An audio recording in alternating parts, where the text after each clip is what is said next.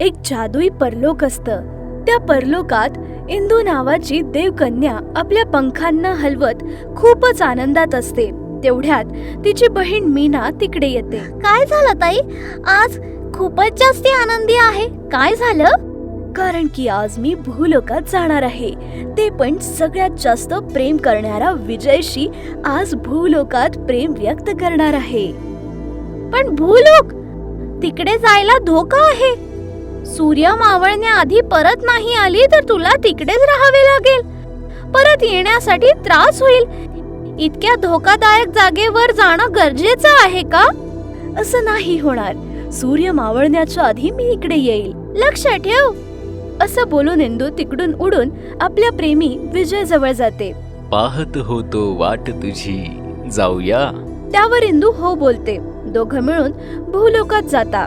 तिकडे नदी, डोंगर आणि थंड जागे खूप मस्त फिरत असतात. तेवढ्यात विजयची हातातली अंगठी खाली पडून जाते. त्यावर विजय लक्ष देत नाही. ते खूप वेळापर्यंत तसेच मस्त फिरत असतात. त्यानंतर इंदू आपलं प्रेम व्यक्त करायला जात असते की विजय आपल्या बोटांकडे बघतो. इंदू, माझी अंगठी कुठे आहे? कुठे पडली आहे बघ तर. असं विजय बोलतो. जर ती नाही मिळाली तर मी परत आपल्या लोकात नाही येऊ शकत. विजय असं बोलतो.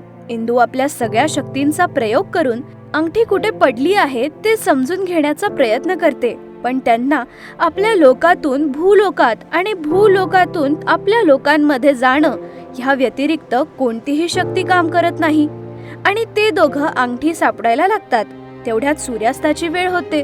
इंदू, तू जा, नाही तर तुला पण इकडेच राहावे लागेल. जा इंदू. तुला इकडे एकट्याला सोडून मी कशी जाऊ? नाही जाणार, नाही जाणार, इकडून मी नाही जाणार. इंदू, तुला सांगतो आहे, गपचूप इकडून निघून जा, नाही तर तुला सुद्धा माझ्यासोबत त्रास सहन करावा लागेल. जा इंदू. असं विजयने जोरात ओरडल्यावर इंदू घाबरून तिकडून आपल्या लोकांमध्ये चालली जाते. इंदू तिकडे जाऊन खूप रडत राहते. तेवढ्यात तिकडे तिची बहीण मीना येते. का रडते आहे ताई? विजयने प्रेमाला नकार दिला का? असं काही नाही. मी आपलं प्रेमच व्यक्त केलं नाही, कारण की त्याने त्याची अंगठी हरवली आणि तिकडेच फसला. असं इंदू सगळं काही सांगून खूप उदास होते. आता काय करणार? असं मीना आश्चर्यचकित होऊन विचारते. असा तो दिवस चालला जातो. दुसऱ्या दिवशी सकाळी विजय आपले पंख हरवून मनुष्याच्या रूपात येतो. तो पूर्णपणे आपल्या लोकांबद्दल विसरून जातो. त्याला काहीच लक्षात नाही राहत. तिकडेच राहून आराम करत राहतो. काही वेळानंतर गौतमा नावाची मुलगी मेंढ्यांना घेऊन तिकडे येते. विजयला बघते. अरे मुला, कोण आहे तू? इकडे काय करतो आहे? असं त्याला गौतमा झोपेतून उठवते. तो एकदम शांत बघत राहतो. असं का बघतो आहे? असं गौतमा विचारते. त्याचं वागणं बघून त्याला पागल समजते. गौतमा त्याच्यावर दया दाखवून हातात पकडलेल्या डब्याला त्याला खायला देते. तो खात असतो. गौतमा मेंढ्यांना चारून घरी परत चालली जाते. घरी जाताना तिकडे विजय असतो. त्याला बघून गौतमा घाबरून जाते. अरे, तू इकडे कसा आला? माझं घर कसं माहित? असं गौतमा विचारते. त्यावर विजय काही न बोलता असाच उभा राहतो. काय आहे याचं वागणं? वेगळंच वाटतं आहे. असं गौतमा विचार करते. वाटतं याचं कोणीच नाही, बिचारा मुका पण आहे. असं गौतमा विचार करते. असे काही दिवस चालले जातात. तो तिकडेच राहत असतो आणि बोलणं सुरू करतो. तू कोण आहेस आणि आई वडील कोण आहे? असं गौतमा विचारते.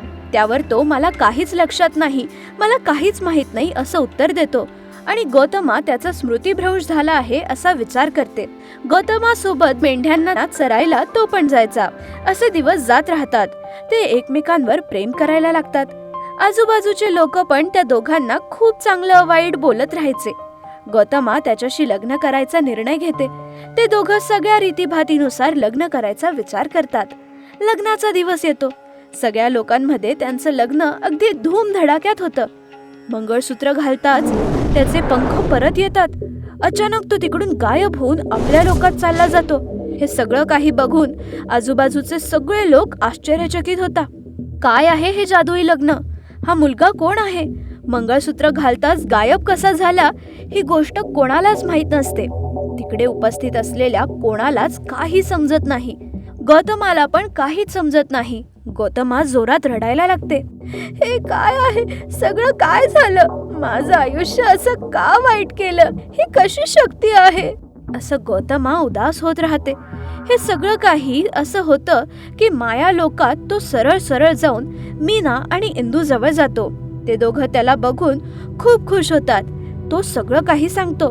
त्या मुलीशी लग्न करून सरळ सरळ इकडे आलो आहे. आता ती माझी बायको आहे. मला तिला या लोकात आणायचं आहे. काहीतरी मार्गच सांगा ना. एका मनुष्य कन्येसोबत लग्न केल्यानंतर तुला मुक्ती मिळाली? आश्चर्य वाटत आहे. पण एका मनुष्य कन्याला या लोकात घेऊन येणं कठीण आहे. अच्छा, तुमच्याकडे महिलांचे वस्त्र असतील तर द्या. विजय, तू घाबरू नको. आपल्याला काय करायचं आहे ते मला माहित आहे. बायकोला तू तिकडून घेऊन येऊन इकडच्या संस्कृतीनुसार लग्न करून तिला पण इकडे देवकन्यामध्ये बदलू. असं बोलून तिकडे हवेतून उडून भूलोकात जातात ते. तिकडे लग्नाच्या मंडपात प्रवेश करून तिकडच्या सगळ्या लोकांना बेशुद्ध करतात. फक्त गौतमाच शुद्धीत असते. गौतमाला घेऊन वरती जात असता. कोण आहात तुम्ही? कुठे घेऊन जात आहेत? असं गौतमा घाबरत असते. ते तुला लवकरच सगळं काही समजेल असं सांगतात आणि तिला त्या आपल्या लोकात आणून नवरीसारखं सजवता. गौतमाला काय होतं आहे ते काहीच कळत नाही. ती खूप घाबरते. ते आपल्या संस्कृतीनुसार तिचं लग्न विजयशी करून देतात. असं लग्न होताच तिला पण पंख येऊन गौतमा पण देवकन्या बनते. मी देवकन्या आहे, एका शापामुळे मनुष्य रूपात बदललेली. मला शापमुक्त होण्यासाठी या लोकातल्या व्यक्तीशी लग्न करायचं होतं. मला वाटलं ते नाही होणार. खूप दुःखी होते. नंतर मी साधारण कन्या बनून सगळं काही विसरले. आता मला सगळं काही लक्षात आलं आहे. हे सगळं स्वप्नासारखं वाटतं आहे. असं बोलते गौतमा. मग विजय पण खूप खुश होतो. आपल्या बायकोला घेऊन तो तिकडून चालला जातो. प्रेम करणारा मिळाला नाही म्हणून इंदू खूप दुःखी होते. उदास नको हो. देवाने तुझ्या भाग्यात प्रेम नव्हतं लिहिलेलं म्हणून हे सगळं काही झालं. ही माया जादू आहे म्हणून इतकी माया झाली. देव तुला तुझा जोडीदार नक्की देईल. असं मीना आपल्या बहिणीला हिंमत देते. इंदू हसून सगळं काही विसरण्याचा प्रयत्न करत असते. दिवस जात राहतात. नवरा बायको दोघं खूपच जास्त आनंदात आपलं आयुष्य जगत असतात. ते दिल्ली नावाचं शहर होतं. त्या शहरात शांती आणि प्रसाद नावाचे नवरा बायको राहायचे. त्यांची एकच मुलगी असते. नाव होतं डॉली. वय होतं 5 वर्ष. डॉली खूप समजूतदार होती. ती खूप गोड होती. डॉलीच्या आईवडिलांकडे खूप पैसे होते आणि म्हणून त्यांच्या मुलीला खूप लाडाकोडात वाढवायचे. तिचे पाय पण जमिनीवर पडू नाही द्यायचे. ती जे काही मागायची ते तिला आणून द्यायचे. डॉलीचे वडील बिझनेसमॅन होते म्हणून नेहमी व्यस्त असायचे. आई पण तिच्या मैत्रिणींसोबत पार्टीमध्ये जात राहायची. डॉलीचा सांभाळ करण्यासाठी एका आयाला ठेवता. आया इतकी काही शिकलेली नव्हती पण बाहेरच्या दुनियेची खूप चांगली समज होती. म्हणून डॉलीला तिचे आई वडील तिच्यासोबत नाहीये हा विचार पण येऊ नाही द्यायची मनात. आया डॉलीला खूप चांगल्या गोष्टी ऐकवायची. त्या गोष्टीवरून डॉली खूप काही शिकते. तिने सांगितलेली प्रत्येक गोष्ट डॉली खूप लक्षपूर्वक ऐकायची. सोबतच शिकायची पण आणि समजायची पण. डॉलीच्या वडिलांना बिझनेसमध्ये चांगला प्रॉफिट झाल्यामुळे आपल्या सगळ्या मित्रांना एका मोठ्या 5 स्टार हॉटेलमध्ये पार्टी देतात. तिकडे आलेल्या पाहुण्यांचं स्वागत करायचं आहे म्हणून प्रसाद आणि शांती तिकडे आधीच पोहोचतात. डॉलीला घेऊन आया फंक्शन मध्ये येते तर रस्त्यात मध्येच गाडीचे टायर पंक्चर झाल्यामुळे ड्रायव्हर गाडीला बाजूला थांबवतो. पूर्ण रस्ता एकदम शांत असतो. गाडीच्या खिडकीतून बघत असणाऱ्या डॉलीला थोडं लांब काही लोक रोडच्या बाजूला फुटपाथवर झोपलेले दिसतात. तेव्हा आयाशी डॉली आपल्या गोड गोड आवाजाने असं सांगते, आया आया, कोण आहे ते लोक? तिकडे का आहेत?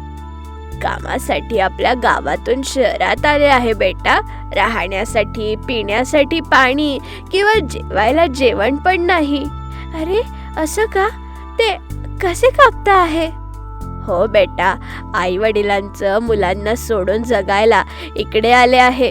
कोणी काम दिलं तर ते काम करून आलेल्या पैशात एका वेळचं जेवण करून राहिलेले पैसे घरी न्यायला जपून ठेवता.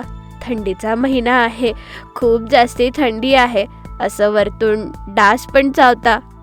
अरे, असं का त्रास भोगता आहे? तर त्यांना कोणी सांभाळत नाही का? ह्या धावपळीच्या जीवनात कोणालाच कुठे दुसऱ्यांबद्दल विचार करण्याचा वेळ नसतो डॉली. जेवायला वेळ नसतो. असेल तर काटा, नाही तर असं रिकाम्या पोटीच आयुष्य जगावं लागतं. तेवढ्यात गाडी ठीक झाल्यावर तिकडून ते फंक्शनच्या हॉलकडे जायला निघता. डॉली गाडीच्या खिडकीतून बाहेर बघते. म्हातारे, लहान मुलं असे खूप लोक रोडवरती झोपलेली असतात. हे सगळं बघते. त्यांच्याबद्दलच विचार करते ती. तेवढ्यात गाडी फंक्शन हॉलच्या इकडे पोहोचते. तिकडे उपस्थित असलेले डॉलीचे आई वडील डॉलीचा परिचय आपल्या सगळ्या मित्रांना करून देतात. आजूबाजूला इतके लोक असताना पण डॉलीने रस्त्यात जे काही बघितलेलं सारखं तेच तिच्यात मनात यायचं. तेवढ्यात आया तिकडे येते. खूप वेळ झाला डॉली, चल काहीतरी खा, असं जेवण जेवायला घेऊन जाते ती. मला भूक नाही आया.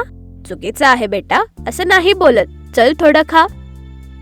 डॉलीला समजावून तिकडे बसवून जेवण आणायला जाते. डॉली आजूबाजूच्या सगळ्या लोकांना बघते. सगळे खूप खुश असतात. तेवढंच नाही, त्यांनी आणलेल्या जेवणाच्या ताटात सुद्धा बघते डॉली, पण कोणीच जेवत नसतं. बऱ्याच अन्नाला ते आपल्या ताटातच उष्ट पाडता. ते बघून डॉली खूप उदास होते.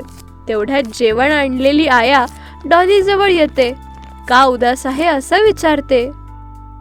हे बघ आया, सगळे लोक जेवायला कसं उष्ट पाडता आहे आणि तिकडे जेवण नसल्यामुळे गरीब लोक भुकेने मरत आहे, थंडीने कापता आहे.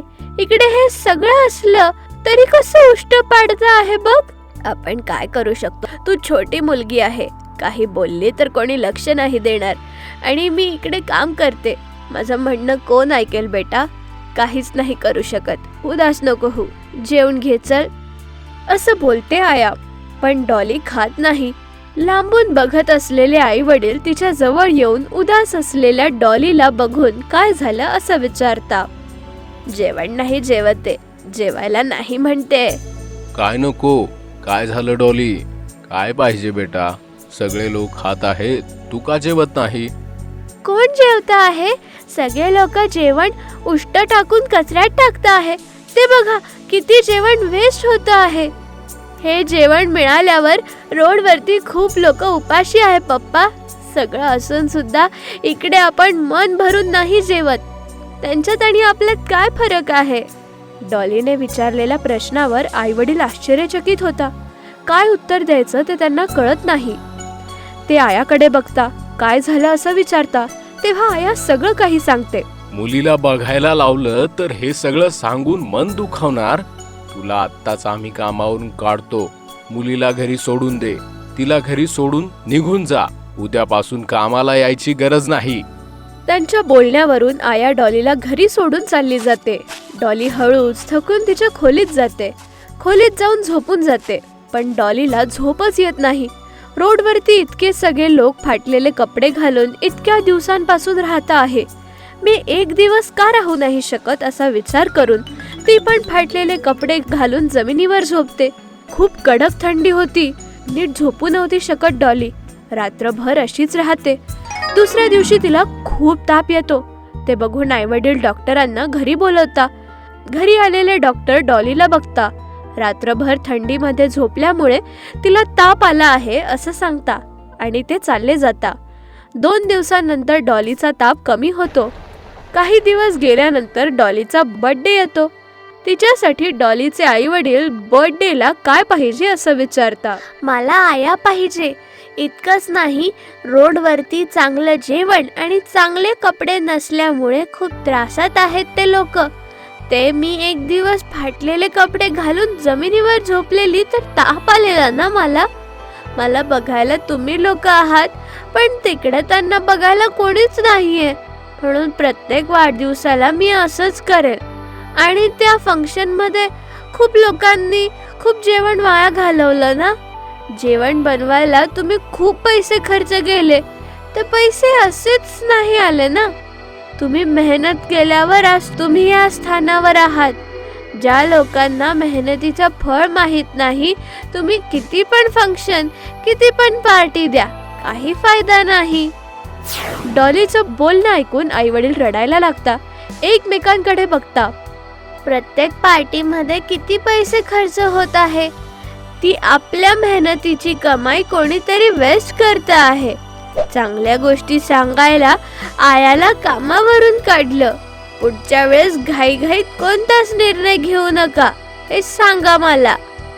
आपल्या मुलीने सांगितलेल्या गोष्टीला ऐकून ते दोघं आपल्या विचारांना बदलता. एवढंच नाही तर प्रत्येक महिन्यात चांगले कपडे आणि जेवण नसलेल्या लोकांना वाटायची सवय लावता.